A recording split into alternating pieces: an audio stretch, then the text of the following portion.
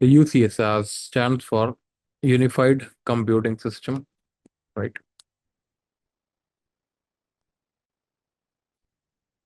Unified Computing System. Okay. Now, there are certain components that are there within the UCS. The actual meaning of this word is nothing but you can say that it's a single point of management for systems or servers. Single point of management for systems or servers.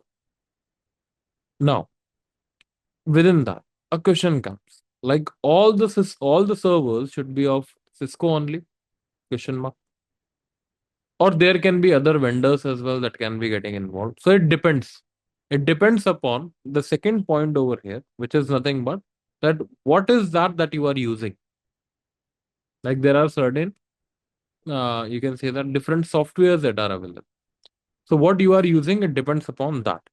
The very first thing is your UCS manager, right?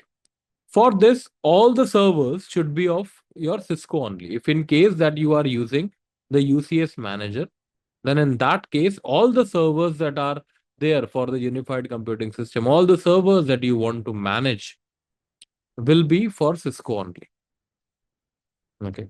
After that, there is a second product that is called as your UCS Central. Okay. Now, this UCS Central, first of all, first thing is completely obsolete from the market.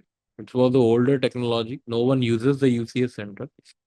So, UCS Central was kind of that how we know the vCenter, right? We know the vCenter. What vCenter does? First of all, what ESXi does? ESXi is going to manage multiple virtual machine. vCenter is going to manage multiple ESXi like that. So similarly, your UCS Central can manage multiple UCS manager domain. Okay. It comes up with a file like a OVA format that easily can be virtualized, can be deployed in a ESXi as a part of VM. Okay. Over here also that yeah, it is going to manage ultimately your Cisco servers. Then third one is your UCS Director. Now this is the major one. UCS Director also available as a VM based software. See, what we are going to work on is your UCS manager. What you are having as per your curriculum is nothing but your UCS manager. Okay. The UCS Director is also available. UCS Director is the one which is going to do the centralized management for multiple platform of the devices. Okay, from UCS Director, you can manage multiple UCS manager domains. If in case that you have UCS Central also multiple, you can manage that. Apart from that, switches, apart from that router, apart from that firewalls, your load balancers, your storage devices, your IDS systems, your IPS systems, your servers, etc. Not necessary that all the products should belong to Cisco only. Other vendors are available as well that can be supported. Okay. When it comes to the hypervisor, so it does supports your VMware. It does supports your Dell, okay, HP, EMC, NetApp, IBM. These all products that are being supported. Okay. But what we are having as per our curriculum and understanding the product that we are going to understand is nothing but your UCS manager. So first of all, that it gives you the centralized management. Troubleshooting becomes easy because obviously now you know that all the servers, whether there is a power failure within the server, whether there is any kind of LED issues that are running into the server, whether you want to push any policies for that server, whether you want to create any VLANs for that particular server, you want to have any port channel configuration for that server's connectivity, you want to have let's say that every module within that server is working fine, all the fans are working fine, power supply voltages are completely, so complete management of that server from one single uh, GUI based product is nothing but UCS manager is going to do it for you. Okay, simple. And this UCS manager domain, it's that software, or you can say that the GUI that you are having, that graphical user interface is going to be getting installed over to your FIs, over to your Fabric Interconnects. Okay, so it is going to get installed onto your Fabric Interconnects, FIs. So we are going to talk about that as well. Okay. What type of servers that it is going to manage? So it includes both your B as well as your C series. Your blade servers also it is going to manage as well as your C series servers that it can manage as well. Simple. No issues with respect to that. Okay. Unified communication. Whatever servers are there that you are going to manage, those will be capable of both your LAN network also as well as your SAN network as well. Simple as that. So no issue. Host bus adapter also getting involved. WWN and PN values also getting involved. Then your VNix also are getting involved. You are having the VNix as well. And whenever you want to communicate with the LAN based traffic, you are having both the facilities. Now, talking about the components that you are having within your UCS. What are the different hardware components? Let's start with that. First thing, obviously, Fabric Interconnect, without which your UCS Manager domain is not possible. Fabric Interconnects, two I'll say over here. Okay. Then you have your UCS chassis, where you are going to insert all of your blade servers that are there. Okay. Apart from that, I'm not saying you can also manage your C series servers. Okay. C220 M4 240 M4 you can manage this with the UCS domain UCS manager as well. No issues. Okay. Third point is servers, your blade series servers. Fourth point is your IOM module. This is called as input output module. Okay. And your IOM is nothing but that FEX or that Nexus 2K, which is there behind the chassis that are inserted, which are connected to the your fabric interconnects. Okay. And then you have your VIC, virtual interface card. You are having your VIC card, virtual interface card. Okay. So this is how your UCS manager domain. I'll show you the picture also that how actually the connectivity is being done for the same UCS manager. I'll take this picture. Okay. And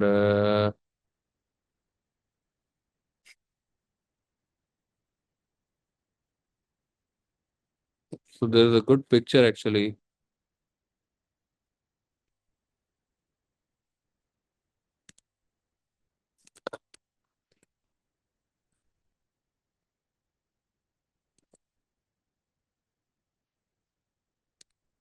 This is also a good picture.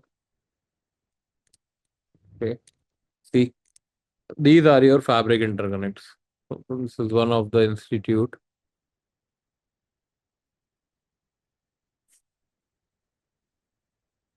Multiple topologies that you can create. It's not like one, multiple topologies that you can have.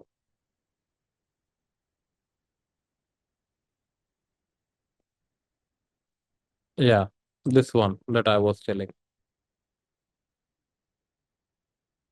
Okay, you can see that. This is the one. So over here, you can see that your big box is nothing but your chassis.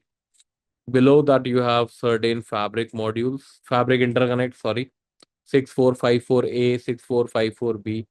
If you are creating a cluster of them, both the devices should be of the same model, same port 6454A and B. And then you can see that below they are connected to the Nexus A. So this IOM module is nothing but these are your Nexus 2K only. These IOM. And this is being shown in a separate pic, but these IOM modules are being inserted from the backside of the chassis of that UCS chassis. Okay. So you can see that IOM-B, you have four interfaces that are getting connected to your UCS FIB, and your IOM-A four interface are connected to the UCS FIA. So whatever the interfaces that you are having, you are going to connect those particular interfaces in that. Okay. And this is also a topology. So you can see that Fabric So Interconnect. these interfaces will be FC interface or normal interfaces. Sir, these will be normal, sir. How Okay. they will communicate with storage? Like these are the servers only. No, no, no. So at the behind the back, they are going to provide you the WIC interfaces. Okay, like your virtual interface card behind the Okay. scene. That will help you for the communication of both LAN and the SAN. If you want NIC type communication, that can be done. If you type FC type communication, that also can be done. And that's why for that in FCoE time, or when we were studying the FC and FCoE, I told you that the best cable that you can utilize for this is your Twinx cable. So from your Fabric Interconnect A to the IOM module of the chassis, your Twinx cable are the only one which are going to get connected. Okay. Okay. So it can take both type of traffic. It is eligible to take both type of traffic. Okay. Okay, sir. Yeah. You'll get to know in detail. Don't worry about that. And GUI also I'll show you. Now, so coming over here. Okay. So whenever you have inserted your servers in the chassis, the only connectivity path, okay. So let's say that you have your chassis. This is your chassis. Under that chassis, you have certain servers, right? So whenever you have inserted your servers in the chassis, the only connectivity path is towards your FI. So you are going to connect your cable towards your FI, Fabric Interconnect. No matter communication happens towards your LAN or SAN, but it is going to get connected to your FI only. Remember that. You will not directly connect it to something else. That is not going to work. Through FI only or connectivity will. So if you want to, let's say, come bring up any kind of switch or something, that switch will be connected to the FI, then FI will be connected to your servers in the chassis. Okay. For internal communication, that how if I don't have a PCI slot, how internally that your fabric extender or your IOM module is getting connected with the chassis or with the servers. For that, we are going to understand one topic which is called as pinning. Okay, that is called as dynamic pinning. That we are going to understand that how it happens. Okay, that will give us more clarity. Now, FI is very important for LAN network and the SAN network communication. So if you have only one FI, now normally it's not like both the FI are there. But if you are going for a deployment, then definitely you are going to have both the FIs, guys. Okay. See, I can run my topology using one single fabric interconnect also. No problem in that. I can deal with this topology easily. But whenever we talk about UCS, automatically two switches are going to come that are your FI A and B that will be connected in a cluster to each other. That cluster configuration also I'll show you. Okay. They will be connected to each other. So, sir, the interface on this blade server, like UCS, that should be HBA. Blade servers doesn't have any No, interface only. no, that FIA is connected downstream. What is the upstream device port name over the server? It should be HBA interface. On the FIs. Yeah, FIA, yeah, FIA have some interfaces that is connected to this server Hmm. chassis. What Okay. is the name of this port on the chassis? It should be NIC port or any FIA port, HBA port, something. No, no, no. So that is nothing but that is your Nexus 2K, sir, that you are having. Okay, okay. Okay. So this Within the is simple chassis. like Ethernet ports. Yes. So So, over here, Malav, are we going to use the converged network adapter in that case? Are we use see, to sir, connect this those fabric is your, interconnects to the, sorry. sorry, are we going to use the converged network adapter in that case? CNA adapters, or are we going to use just pure Ethernet? So between CNA for your, FI, FIA module. yeah. Module. Okay. So what you are saying is that this particular IOM that you are asking for, that it is having your CNA adapter or not, or we are going to separately use. Separately, we are not going to add up any kind of CNA adapter. Okay. This IOM module, this fabric extender is the one. It's nothing but your Nexus 2K only. Different models that are available, 2200 or 2300 series that are there. Okay. So the UCS IOM module that you are using, basically, it's not an independent switch. You know that it's a remote line card for your Nexus device. Okay. However, these models which are there, these can support your FCoE pass through as well. So they don't terminate FCoE or they don't terminate any kind of traffic, but they forward your FCoE frames to the parent Nexus, whatever the parent Nexus device that you are having. Okay. So these are your IOM modules, which also called as the FEX for the UCS Fabric Interconnect. You call it them FEX. Now, generally, you are not going to use them as a remote line card where you are normally using your Nexus 2K, because these are dedicatedly being designed. Yeah, their models are Nexus 2K only, but they are dedicatedly being designed only for your UCS Fabric Interconnect. So they don't have any kind of CNA within them. They just forward the traffic from the blade to the fabric interconnect. Okay. But each UCS blade servers has the CNA adapter that is called as your VIC, sir. That is called as your VIC, virtual interface card. Models, some models are 30, 1350, 1340, 1380, 1440. These are the different models VIC that you are having. Those VIC are the real CNA that are going to perform the FCoE at the server level, sir. Got it? Okay. This module is not going to have any kind of CNA. These are your SFP ports that you are having. UCS blade VIC. See, I'll tell you in another way. Okay. Over here, if you search for what is happening.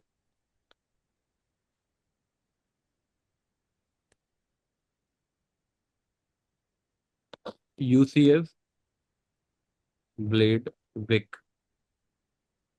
Okay. Images. Sir, these are the images that you are having.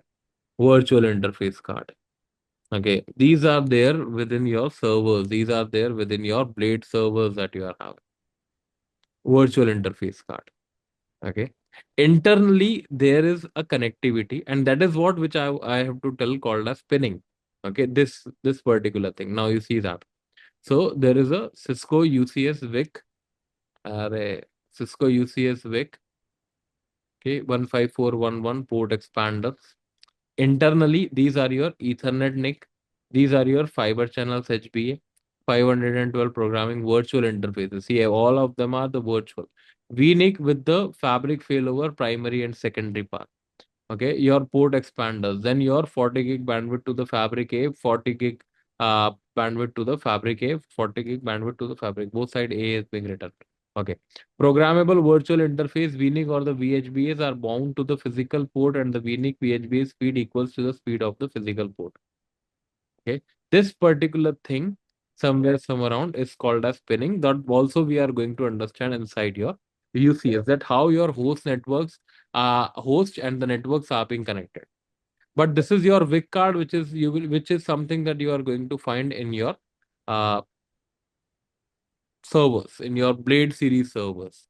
Over here, see, over here also you have a different VIC card that you can install. Let's say if a C series servers that you are having, a normal Cisco server, standalone. So you can insert that particular server. You can see that to the different switches. Okay.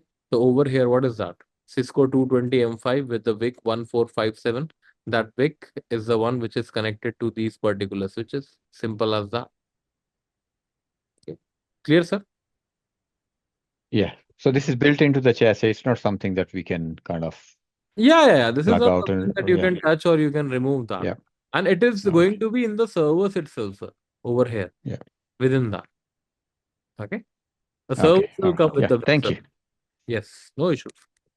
Now, so these are the components that you are having. Okay. Uh, but yeah, as per the design perspective, single FI is not being recommended. Both the FIs are always recommended into the picture for the cluster configuration. Okay. Now let's understand that how is the process for your UCS is going to be for the cluster configuration, like how we are going to do that cluster configuration for the UCS. So first of all, physically, I'll show you the Fabric Interconnect. So over here, let's search for Fabric Interconnect 6248 UP. Okay. Images. Okay. Now, see this image. Actually, my loading is going to happen very slow. I'm using my own mobile internet because Wi-Fi is not working today. Whatever that I'm getting 2 to 3 GB in the phone, that will be utilized. Now, see, over here, there are certain ports that you are able to see, right? What are those ports? You can see this L1 and L2. These are normal RJ45 ports. One is L1, another one is L2, belonging to one switch. Similarly, another switch also that you have L1 and L2. L1 is going to get connected to the L1, L2 is going to get connected to the L2. Apart from that, you have a normal management port, you have a normal console port. Apart from that, this is your front side of the switch where your interfaces are available. These are your power supply units that you are having, your certain fans that are there. Okay. Now, L1 and L2 ports are going to get connected to the each other. Can you configure these ports? Answer is no. Can you do anything about these ports? Answer to that is no. Can you see these ports inside your UCS Manager domain? The answer to that is no. Can you see this port from by taking the CLI access of the switches? The answer is yes. But can you configure them? Answer is again no.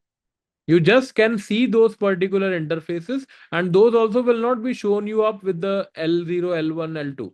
These will be shown up with the ETH0, ETH1 like that. Okay, Ethernet interface 1, Ethernet interface 2, like that, it is going to show you. These are your pure dedicated layer 2 ports that you are having. Okay, why these are being used? Just for the connectivity, because that over this connectivity, all of that synchronization is going to happen when you are doing the cluster configuration. So let's say that this is your Fabric Interconnect A, this is your Fabric Interconnect B. Whenever you are going for the setup, the very first thing that you have to do is this connectivity. Okay, now do it, is it mandatory to have L1 to L1 and L2 to L2 both? No, L1 to L1 can also work. This is nothing but redundancy within themselves, so that if something happens to the L1 port and this link is not working, then still with the L2 I can have the exchange for that. That's all for that. That is for the redundancy perspective. Okay. Now, for example, that both of the brand new switches that you got into the picture and your FIA is going under a reboot. Let's say, for example, that your FI Fabric Interconnect A is going under a reboot. And after that, like it is loading up and then it came up. Okay. Already, we are hoping that your L1 and L2 ports connectivity are being done from both the FIs. Remember that. That is important. Okay. Now, this device came up, let's suppose. Okay. Right now, no, these are just Fabric Interconnect. After that, this device is going to ask you for certain detail that also I'll show you. Fabric Interconnect cluster configuration. Actually, I have all these screenshot in my presentation, but I'm not able to find that. That's the reason I'm hopping around over here for the config. Okay.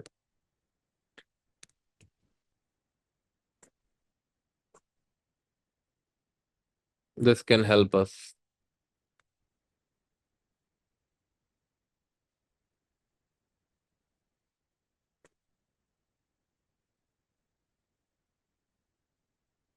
Simple warning.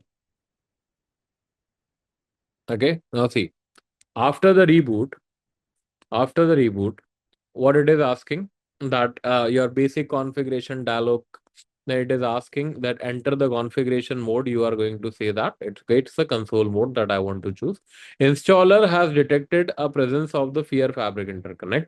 Now, this particular screenshot that you are seeing is of the condition of your Fabric Interconnect B, who has detected that I have a Fabric Interconnect A, who has detected that I already have a Fabric Interconnect A. And somehow that screenshot is not being given over here for that original one into this. Okay, I'll just try to get that out. System image. See, your two ports I was saying, right? Ethernet 1, Ethernet 2. These are your L1 and L2 port over here. Your internal network interfaces. Okay, your A is primary, B is subordinate. That role also I'll tell you everything. So there is a command. Not much of the command that you can execute. Very few are there. And it's a complex command line also with respect to the UCS. When you will see the Fabric Interconnect, at that time you will realize that part. Okay. So now,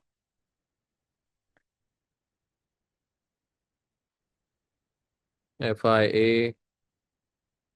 Seriously not getting that picture. Okay, fine.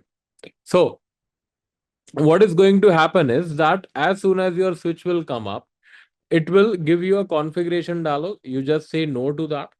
Okay, you take the console access, and after that, it is going to ask that do you want to set up your Fabric Interconnect? You will say yes. After that, it will ask that is it a standalone device that you want to install, or is it a part of, do you want to form a cluster? You will say that definitely yes, that you want to form the cluster for that. Okay. After that, it is going to ask you certain details. Now, what are those details? You can just retrieve from here. Okay. It's the same details that it is going to ask. That, first of all, it is going to ask you that what is your name that you want to give. So let's say you have given UCS hyphen Bangalore, like this is the name that you have given. Okay. There, how many Fabric Interconnect can participate in a cluster? The answer to that is only two, not more than two. Only two is the answer. Just like in the VPC, how many devices can be there? Two. Similarly, over in the UCS cluster, how many Fabric Interconnect you can have? Only two maximum. Okay. Standalone installment will be with the one. So let's say you have given the name as UCS Bangalore, UCS BLR. After that, it is going to ask you that, okay, you are forming up a cluster, that is fine. What is the management IP that you want to give it to yourself? Let's say I have given 10.1.1.41. This is the IP. Subnet mask /24 I have given. Okay. After that, it is going to ask you that what is the cluster IP that you want to give? You have said that 10.1.1.40 again /24 that you want to give. Okay, every detail. So this is your CIP. This is your cluster IP. Okay. Once this is being done, and after that, what is going to happen? When you take the access of your switch number B or your FIB, that FIB will now say that okay, I am getting connected to a peer. The screenshot that I have shown you earlier over here. Okay, what it is saying? A little bit will come down. Installer has detected a presence of the peer Fabric Interconnect. This Fabric Interconnect will be added to the cluster. Continue, yes or no. You are going to say yes. And after that, it is going to again ask you, enter the configuration method. You will say that console. Now it is saying installer has detected the peer Fabric Interconnect. And now enter the admin password of your peer Fabric Interconnect. What it is saying that kindly enter the admin password of the peer Fabric Interconnect. Okay. So it is going to enter the password for that, like admin credentials you have given for F5A already when you were setting it up. It asks you. It is asking for that same credentials. And once you have added those particular credentials or once you have given the password, guys, just because that L1 and L2 ports were connected, right? It has retrieved all the configuration through that from FIA. And on FIA, what is the configuration that we did? Like, what is the management IP? What is your subnet? What is your gateway? Or what is your cluster IP that you are having? That you have done. Okay. And Cluster ID or cluster IP? IP, sir, IP. Okay, so cluster IP will be the management IP of peer device or anything else? Cluster IP will be the main IP through which you are going to access the UCS Manager domain, sir. The GUI. Okay. One is independent IP.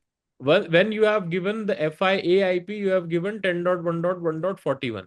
At that time, FIA told that, okay, give me a cluster IP also, you have taken 10.1.1.40. And then because L1 and L2 ports are there, you are connected. Now you have taken the console of your FIB. It has asked that, okay, I am connecting to a FI. Okay. And what is the IP that you want to give it to me? So you have given 10.1.1.42. But this cluster IP is the one which is your virtual IP. This is the one with which you are going to access the UCS Manager domain, the GUI. And this IP, who is going to hold? The one who is up and running or the one who is primary.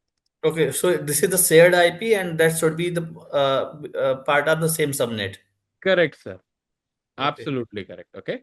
And now, if you log in with the primary IP, you can log in, no issues. If you log in into the 10.1.1.40, which is cluster IP, then also no issues. But if you try to log in for the subordinate IP, you will get an error that you are not allowed to log in from the subordinate. So this is the IP. Tomorrow, let's suppose that your primary device get failed, your FIA. So 10.1.1.41 is gone, right? At that time, your subordinate will become the primary, and he is the one who is going to hold this particular cluster IP, so that still your UCS Manager GUI can work and people can configure onto that. Okay. So what it is? This setup will be required when we are going to create from the scratch, correct? Correct, sir. Absolutely correct. This Okay. initial step you have to do. Enter the admin password of the peer fabric interconnect. You can see that. Now what? Enter the admin password. Done. Connecting to the peer fabric retrieve config for the peer fabric. Peer fabric interconnect management IP address, it has shown. Peer fabric interconnect management IPv4 net mask, it has shown. Cluster IPv4 address, it has shown. Peer IP is IPv4 cluster enabled. Please provide the local fabric interconnect management IPv4 address. This is nothing but local IP that you are going to give to this particular device. So you are going to give the IP address configuration to that. Once that is being done, after that it is going to process it, and then all good. That your devices will come up in that particular page. Even you don't have to give the name. So when you gave the name onto your FIA of UCS-BLR, it has already added A, and for the second fabric interconnect, it is automatically going to do UCS BLRB like this. You don't have to type this up again. It will do that for you. This is your initialization process, that how your initialization within your fabric interconnects happen. And then only you'll be able to see this GUI that you are seeing right now. Okay, like these. Because after that, your UCS Manager is going to come up. Simple as that. Okay. Now,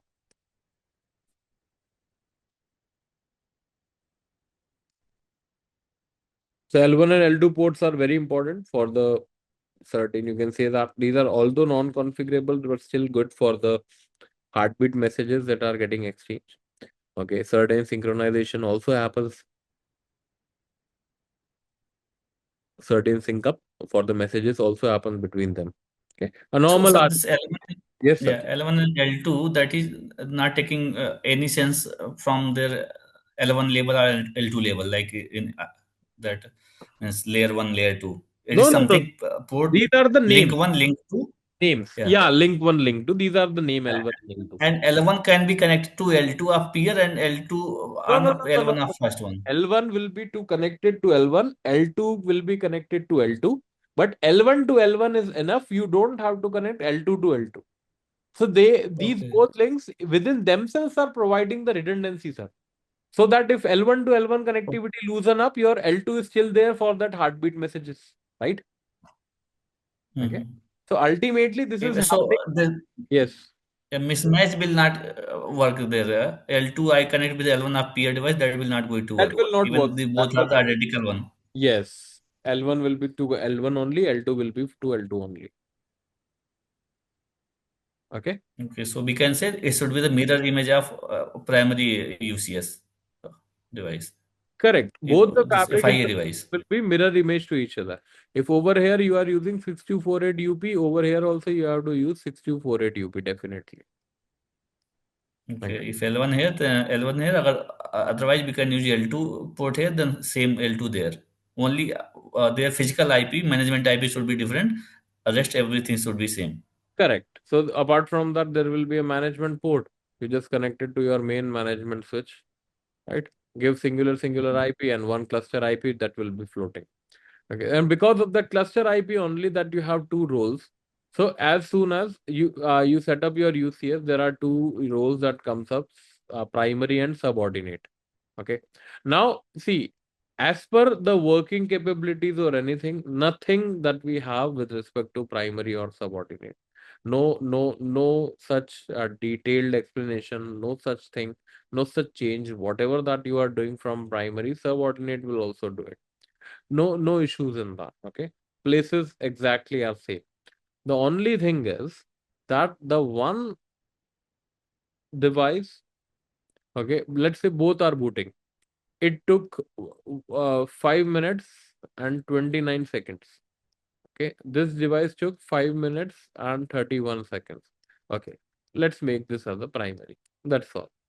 The one who boots up faster, even if it is for a second, that particular device will be primary, another will be for the subordinate. And primary is the one who holds the cluster IP. So tomorrow, if this device goes down, okay, through the L1 and L2, my other switch got to know. So now this switch will take over the primary role. And he is the one who's also going to hold the cluster IP, which is that 10.1.1.40. Simple as that. Only that is the only case. Otherwise, no other thing that you have as a role of your primary and subordinate. Both are equal. Okay. Yes, sir. So this is your complete initialization and process for your UCSs. Okay. Now, main thing that we have to quickly cover is through the GUI. So the GUI that today is not available. From tomorrow onwards, it will be there. Okay. I have actually someone else is there who is using that. So through the GUI, we are going to understand everything, starting from the interfaces itself, starting from the internal port channel, whatever that configuration is there, everything we are going to understand, even a small bell icon, that why this notification icon is available. We are going to understand everything into the GUI and the pinning process as well. Okay. So that will be starting from tomorrow only. Okay. And this UCS can be virtualized on our personal laptop No, or no, it should be on no, server. no, sir. Completely physical, sir. UCS is completely physical. Okay. Over here, no virtual that you are having. See, that's why I written in the starting. UCS Central Director, okay, no problem. You have the OVA images. But for the UCS Manager, you don't have anything. That is a software because UCS Manager is getting installed on your physical switches, which are your Fabric Interconnect. That is nothing but that it's a software which is running on the physical infrastructure. Then only you are able to see the GUI. So we cannot virtualize that part. UCS Manager is nothing but it's the operating system that is installed onto FIs. Okay. Yeah. Now Cisco is working on a cloud-based product for that, an alternative, which is called as your Cisco Intersight. Okay. Right now they have not launched for the examination perspective, but thinking that in the newer version it might come. So it's a cloud-based, you can see that on-premise management platform for the IT. If I log in with my Cisco, so I'll go over here. Let's say I'll do that. Your Intersight.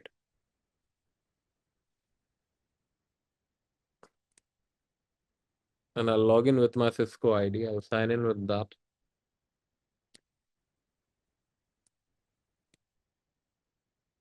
It's a cloud based. Just like in the wireless, earlier different product was there. DNAC was there, right? Switching fabric and for the wireless controllers and the different devices. And now you have the Meraki solution. So Meraki is there for the wireless as well for the enterprise. Similarly, over here we have the Intersight. Oh, authenticator. Where is that authenticator app? Just 1 second. 189.227. So now what this product can do at Cisco Intersight, that it can manage geographically whatever the multiple UCS manager domains that are there, which are spreaded across the globe, it can manage through one particular dashboard. That is something which is being there inside the UCS Intersight. Okay, you can see that. Like I was having the NDFC site, so I just connected that data network. Okay, data NDFC one. I just connected that. I was playing with this one. Okay, so over here, this is your Cisco Nexus dashboard. See, vendor is Cisco. External IP. This is my public IP of my data center. This is the internal IP that you are having. Okay, infrastructure IP that are running locally. Okay, this is claimed by my engines, product ID, service engine, access control, allow mode. So these are all the things. And Intersight is the kind, it does works as same as how we work onto the UCS manager. So after 3 to 4 days, I'll give you an overview about this also. At that time, you'll be able to, you'll be easily able to understand this. Okay. But yeah, that's the product that you can deal with. So this is what we have, guys, for today's session. So starting from tomorrow, we are going to talk about completely for UCS GUI. And within this week, we are going to finish that part. Then we'll move ahead with the NDFC. Okay. So thank you for joining today. It's a small lecture. See you guys tomorrow. Till then, take care. See you. Bye bye. Have a great day, guys.